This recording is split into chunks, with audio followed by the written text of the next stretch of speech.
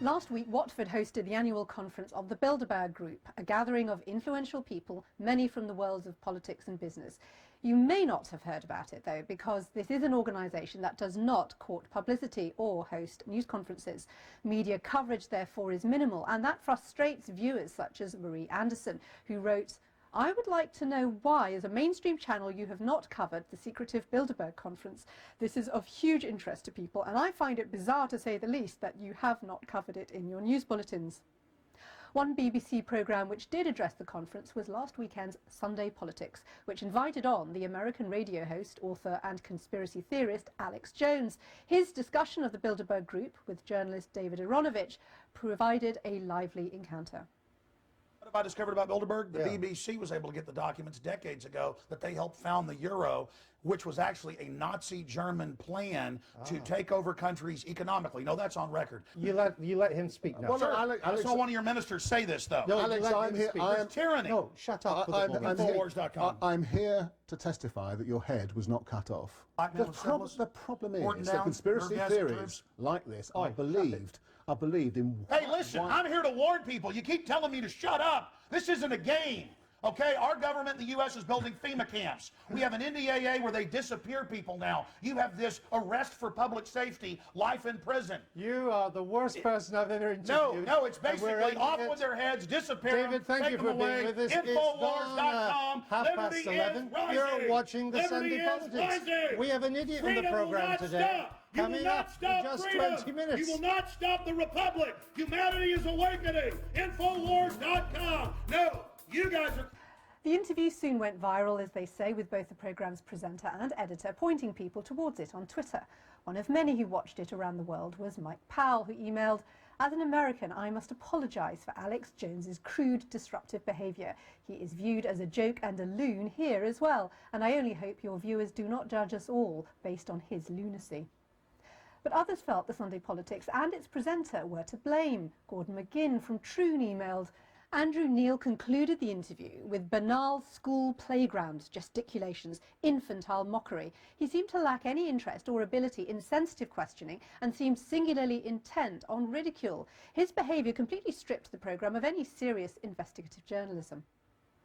And Caroline MacLeod agreed, asking, "Could you please inform me whose idea it was to interview Alex Jones about the Bilderberg meetings, as they must have known his reputation for being rude and obnoxious. There are plenty of coherent and knowledgeable people who would have given far superior interviews, but the BBC seems to want to ridicule those who have justifiable questions to ask." Now it's time for the interviewer to turn interviewee, as Andrew Neil is with me now. Andrew, you know, a lot of viewers said, look, why did you invite this man on? His reputation is widely known. You knew he'd behave this way. Because he regards himself as a leading expert on Bilderberg. He was there, he was outside the Bilderberg conference for most of its duration. He's been to others in the past. He has a lot of people who follow him on this issue. He says he knows what he's talking about. We wanted him to put the case for why this was a global conspiracy. But in the terms of a live programme, given he'd been on Piers Morgan and gone off the rails in the same way, it does look to a lot of people like it was infotainment. You'd get 6 minutes of great TV, people would watch it on YouTube afterwards. That's what she got. But he didn't have any revelations to make, and you could have got other people who would have. Well, no one I've interviewed in Bilderberg, and he's not the only one who's ever actually given me any revelations. They've got lots of conspiracy theories. They may or may not be true, but they haven't presented me with the evidence. He is regarded by a lot of people who believe Bilderberg to be a conspiracy to be their spokesperson. I knew that it was going to be hard to make sure that David Aronovich, who was also on the program with him, giving the other point of view, would get a fair hearing. And I thought my job as a BBC presenter was to make sure that both sides had a fair say. That proved to be not only too difficult to succeed, because he just kept on shouting David Aronovich down. What I hadn't anticipated was he would then turn on me as well and start shouting me down. And that took us into interesting, uncharted territory. I watched it a couple of times, and, you know, both you and David Aronovich are very knowing. David Aronovich starts off kind of very calm, makes a few kind of jibes. At one stage you kind of join in, you know, and say, you know, is it a conspiracy? Are you part of the conspiracy? I think you're not part of the conspiracy.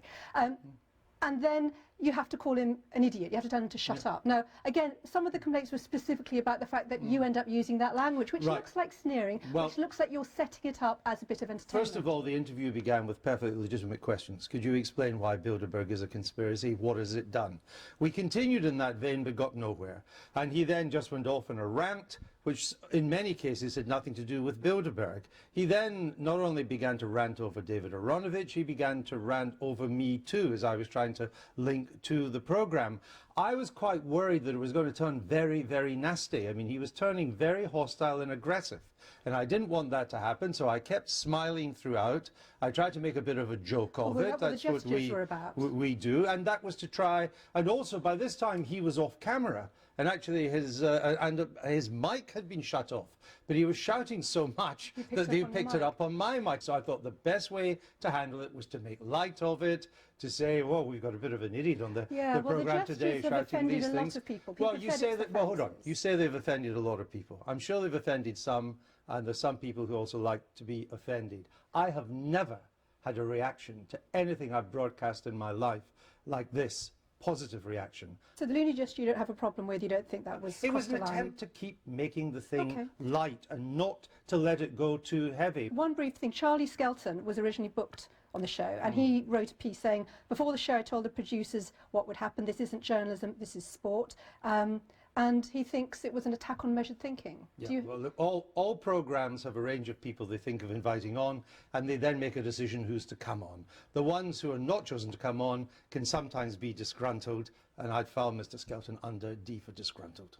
And there's nothing at all about that programme with hindsight you would have changed? No, I don't. I mean, it's not something I'd like to do every week, and I wouldn't like to see Mr. Jones again in a hurry. But every now and then, programs have to take risks. It's a live program, and you take risks. And certainly, judging by the people who watched it, it was different. It was interesting, and it shows you what can happen in a culture where people just shout at each other.